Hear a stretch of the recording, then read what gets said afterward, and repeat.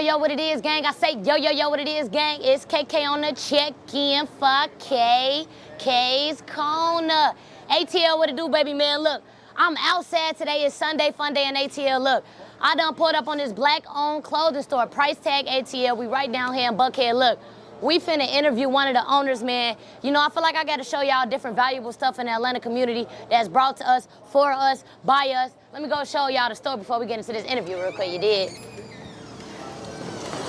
So look, man, as soon as y'all walk in here, we at Price Tag ATL. It's fly, man. You know they got the decoration right here. Got the whoop, whoop, whoop on the wall right here. Got the EEE basketball right there, look. They got some fly kicks, fly clothes, whatever you need, man. Make sure you pull up the Price Tag ATL. We finna go on here, get into this podcast, get into the interview, man. Talk to one of the owners, see what's up with the inspiration, the start of the store, get to know a little bit about the person behind the brand, man. I know y'all see all these fly-ass shoes. Y'all probably watching the video like, damn, where you at, where you at? We at Price Tag ATL. If y'all need some, follow their Instagram. Pull up, man. Look, we finna go ahead and get to this podcast. I think I done talked enough. I think we done introed enough in this motherfucker. Y'all see what's going on, man. Look, it's KK on the check-in. Let's get into it. Yo, what it is, gang? I say, yo, what it is, gang? It's KK on the check-in for K's Corner. One more time, just because we outside of ATL, man. You know the real hustler got to hit the streets. It's KK on the check-in for K's Corner. Who I got with me, man? New York, poppin'. What's going on, y'all? It's Reef, owner of Price Tag Atlanta. What else? Like, I don't know. He's ain't got Price that Tag city. Atlanta, We here, man. So look, I got to start off with 3 would you rather questions, man. I always start off with this. It's like a little icebreaker segment just to get you comfortable. You got to answer off the top of your head. Can't even think about it. All right, come on. You ready? I bet. Look, would you rather have the ability to teleport anywhere or to be able to time travel? Probably teleport. Teleport? Yeah. You say, fuck that traffic, I need to get to here to there without all that shit. Yeah. On bro. See, look, this one might throw you off a little bit, but keep it real with me, though. You rather be in a relationship with Sexy Red or Sukiana? Nah, yeah, see, this gonna let me know your taste. Make sure my girl can't hear that. Oh. Oh, if you see this, man, I ain't trying to stir up no Sexy, trouble in the household. If you see this, come to Price Tag. Bro, I just be playing, man. You know I'm a little stud. We play too much. So look, would you rather have a store location in every city or every country? Probably every country. Every country? Yeah. Okay. He said I'm trying to go global with this shit. Yeah. So look, man, for those who don't know, you from the Uptown Bronx, man. You gotta tell us a little bit. But shit, you know, I do what I do, you know. Like that. Yeah, you gotta tell us a little bit about your life growing up, man. I know you come from a single parent household, violent environment, man. You got kicked out of different schools. Like, talk to the people a little bit about your life growing up and what it took for you to become the person you are today. My life growing up was just like, I don't know, like regular, I guess, like a regular life of like growing up in an urban environment, underprivileged. Dealing with a lot of violence, dealing with a lot of poverty, just overcoming like the regular hardships of just growing up in like any hood, any inner city hood in America. You're dealing with drugs, prison, single parent households, like you said. You know, just a tough environment type shit. Yeah. You say you was in a single parent household. Was you with your mom or your dad? My mom. My dad was locked up. Okay. So your dad was locked up. Did you ever have a chance to meet him and grow that relationship with him, or did y'all grow that relationship over the phone? Or? Nah, he got locked up when I was about 4, and then we don't really be in contact like that. So how was it growing up in the house with just your mom? Because I know some people grow up, they be a mama's boy, but you came out as a boss man. So how was that being raised by a woman, being a man, and navigating through life? It was tough. My mom was always like an entrepreneur and a hard worker. So my mom, I seen her graduate from college with her bachelor's and master's while still taking care of me, my niece, my sister, who's like disabled. Okay. So I seen her work multiple jobs. I seen her go to college. I seen her take care of my grandmother, take care of me, take care of all of my nieces and nephews. So that kind of instilled like a strong basis for me to just, I want to say, like, be resilient and just continue to like work hard and persevere through struggles. You know, it was certain times where, you know, we ain't have everything we wanted. We ain't have all the shoes we wanted. We ain't have all of the clothes we wanted. we ain't have everything, but you know, we had what we needed to survive. You know what I'm saying? So Yeah. that just went to show me that, like, you know, just keep going, and as long as you got enough to what you need to make it to the next day, just take it day at a time. You know what I'm saying? Yeah, it definitely. I definitely feel like it teach you how to be like a little bit more grateful in life. You know what For I'm sure, saying? for And it sure. teach you how to really value everything that you have. For sure. Like, all right, so growing up, was you playing the streets? Like, was you outside a lot in the streets, or was you chilling, good boy? Was you at work? Like, how was your actual day-to-day life like around your teenage years? I'm looking because it's a few of my guys that's in the store right now that's Yeah. actually from my area. Really? And they'll tell you, like, I was outside, I was doing, like, whatever, you know, we was getting into. So I've probably been outside since, like, 12, 13, partying. Okay. You know, doing whatever I was doing in the streets. Just being outside. Just, you know, all that comes with being Yeah. outside. I don't want to say too much, but Yeah, you for know, sure. you know what's going If you know, you know. So look, man, how do you go from Bronx to Atlanta? You know what I'm saying? Like, how was the transition moving over here, and what inspired that? Did you come over here knowing like, okay, I'm finna come over here and get on something new, or did you just so happen to move to Atlanta? It was just getting to a point after the pandemic in the Bronx where I was just getting into like a lot of troublesome activity, and just like a lot of my friends was either like getting arrested or just like, you know, passing away, getting shot, all different type of shit. I'm sorry to hear that. Yeah, so I just decided, I had just had my daughter in 2021. Oh, congrats. Okay. Appreciate that, Okay, yeah. little baby, congrats. So I ended up deciding just like the best thing for her would to be, you know, get a fresh start and you know, try moving to Atlanta. I felt like the area out here was really big on entrepreneurship, especially for black people, black Yep. entrepreneurship, Facts. networking, and just building, you know, businesses. So I had a clothing brand called Beautiful Nightmares that was like really picking up some traction in the Bronx. And then I ended up moving to Atlanta with dreams to expand my clothing brand. Yeah, I ain't That's how gonna it started. lie. I feel like a lot of people come down to Atlanta. It's like the Black Hollywood. Like, we all come down here and we like, look, man, this is what we gonna do, and we gonna blow it up big. And I feel like if you come out here with the right discipline, you can do it. Cause some people get lost in the sauce. It's a lot of temptations out here. For sure. I feel like how did you stay focused? Cause you know, like, it's a lot of temptations out here. How do you stay focused with it? One thing that kept me focused, one was just again like having my daughter. Yeah. So that really kept me focused on the big goal of just like making sure that I'm always able to provide for my child. Yeah. Also just like my dreams and aspirations, like I said, like I've been outside partying since 12, 13 years old. Yeah. So a lot of the stuff that people was tempted by is not You really. damn near already used to it. You like, bro, this ain't nothing. I'm finna try to get to it. I feel you though. I ain't gonna lie, that's real. So look, you gotta tell the people, how do you go from, okay, I'm living in Atlanta, I'm working at Luxbox, right? You're working at Luxbox ATL. How do you go from working there to now owning your own storefront? Well, when I first started, how I first built a relationship with Luxbox is I got my clothing brand into their store. Okay. And they was selling my clothes, and then I seen that they was just like, they needed people to work in the store and stuff like Yeah. that. So I took the opportunity more or less, not for the money, but just for the fact that I wanted to network, and I knew that that would be a good hub for me to network with. You want to be in different- that environment. Exactly. So originally I was over on the south side of Atlanta in College Park, so I wasn't Okay. really in the city, and I know like the networking and the rubbing the shoulders with the right people Yeah. would be located in like the city of Atlanta.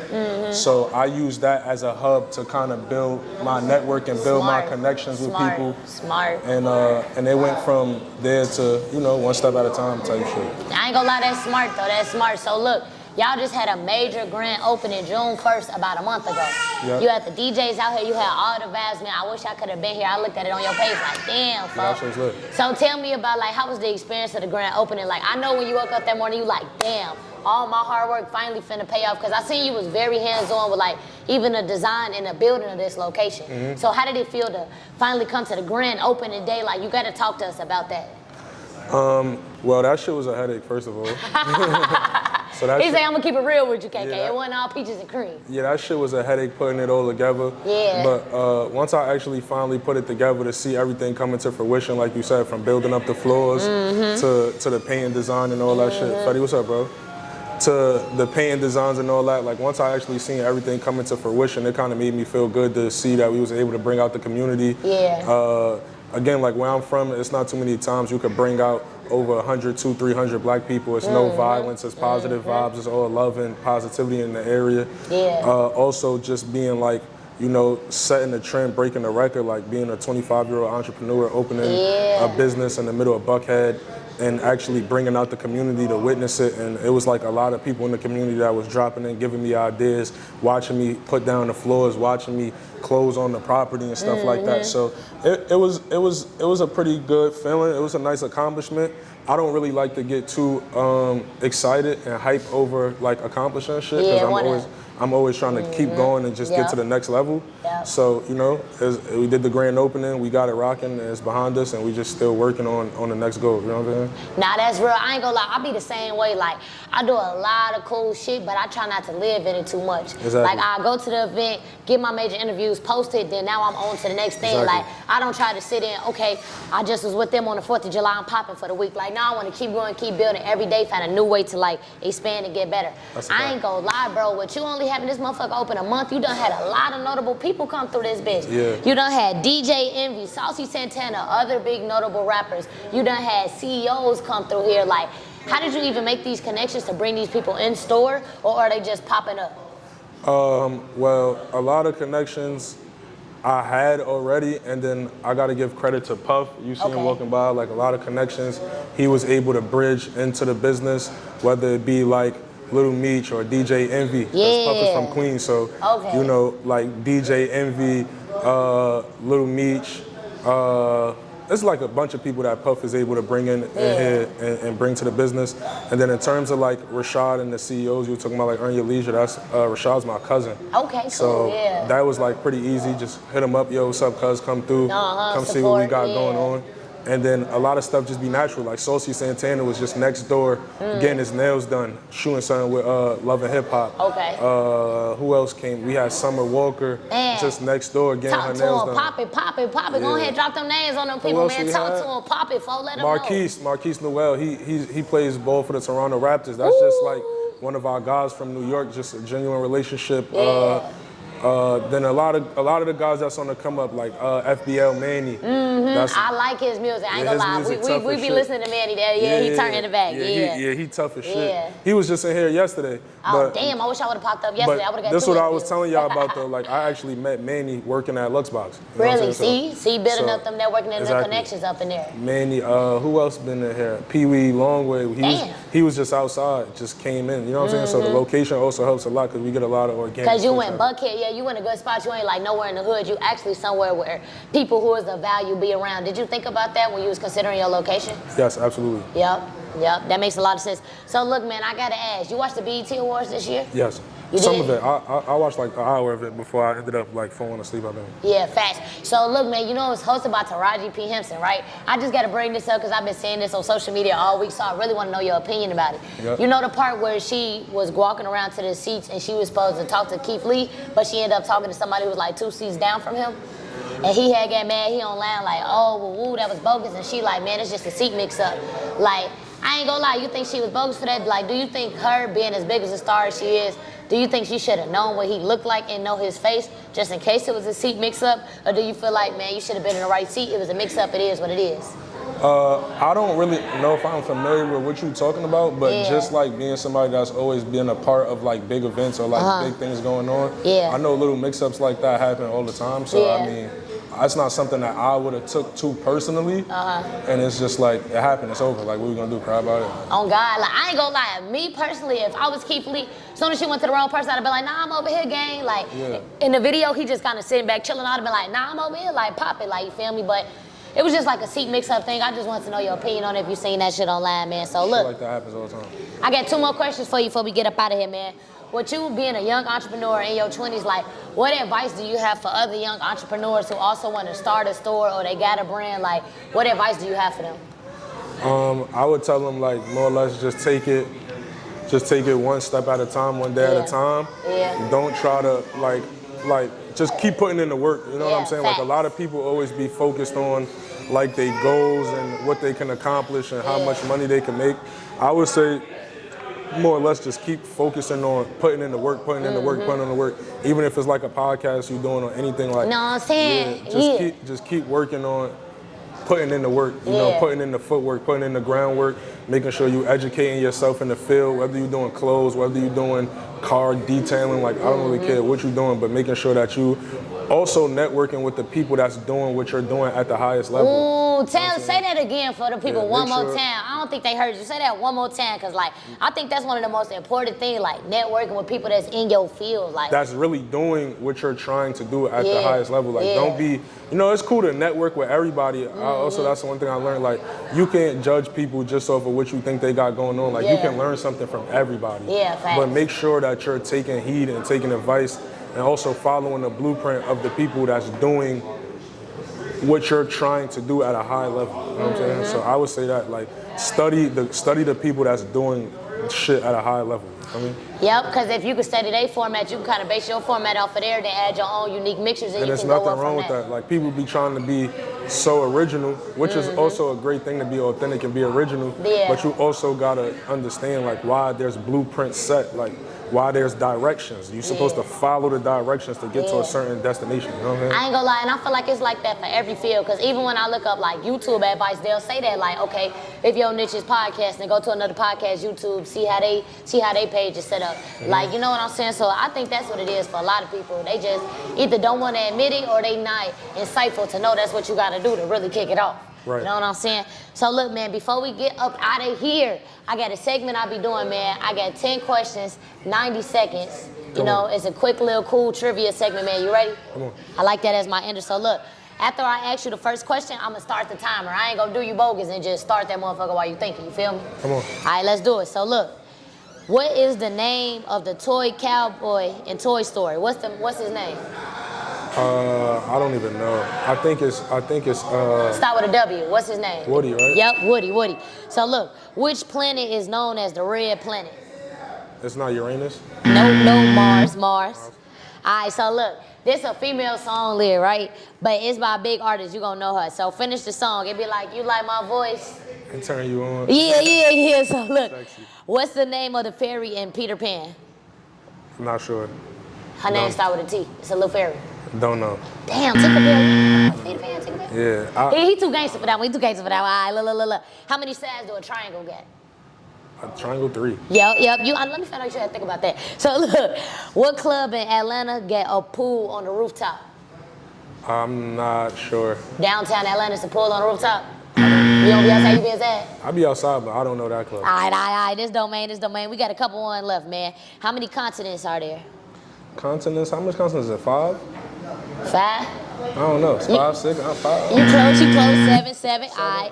What's the capital of the United States? I know you know this one. The capital of the United States? Yeah. DC? Yup. 2 more. How many innings are there in the standard baseball game? Huh? How many innings? 9. Yup, last one. What 2 rap artists just had the biggest rap battle of 2024?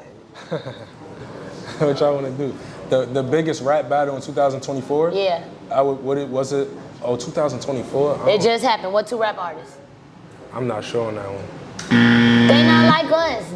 Oh, Kendrick and Drake? Yeah. We out of here, man. It's I don't be KK too on the in tune with check-in. these rappers, man. It's KK on the check-in. Make sure you like, comment, subscribe. Tell everybody on Instagram one more time where they can follow you at. Support the store. Pull up on you. Price Tag ATL 3210 Roswell Road, North West Buckhead. Make sure y'all pull up. We right here in the heart of Buckhead. Shout out to KK for the great interviewing podcast. Make sure y'all go follow her Appreciate and that, support bro. her campaign. Let's go. Yeah, we outside. Let's get it, bitch.